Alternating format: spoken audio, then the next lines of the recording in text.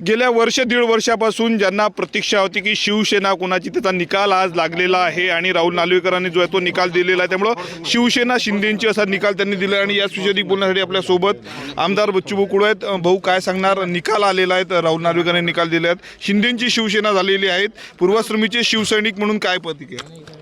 खरं तर विचाराची शिवसेना आहे आणि जो मूळ विचार होता त्या विचाराला धरून शिंदे साहेबांनी हा बंड होता आणि त्या बंडाचा आता विजय झालेला आहे।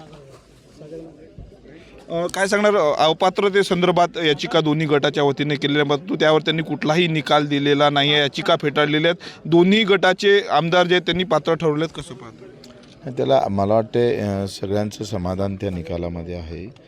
जे 16 राहिलेले आमदार आहेत त्यांना पण वाचवलं गेलं आणि जे इथे बंड करून बाहेर आलेले आहेत त्यांना पण मला वाटतं त्यांच्या एकंदरीत पुराव्यावर ते पण इथं त्यांना पण वाचू शकले नार्वेकर। हे खरं तर मोठी गोष्ट आहे, सगळ्यांना समाधान करण्याचं एकंदरीत या निर्णयातून दिसतं।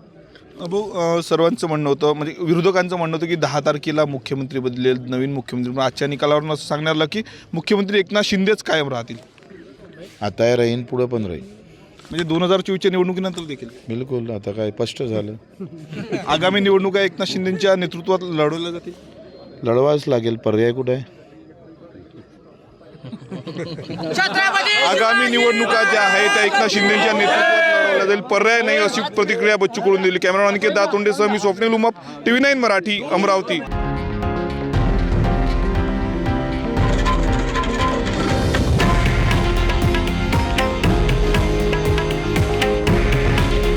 हे आहे देशातील नंबर 1 न्यूज नेटवर्क आणि आपण पाहत आहात TV9 मराठी।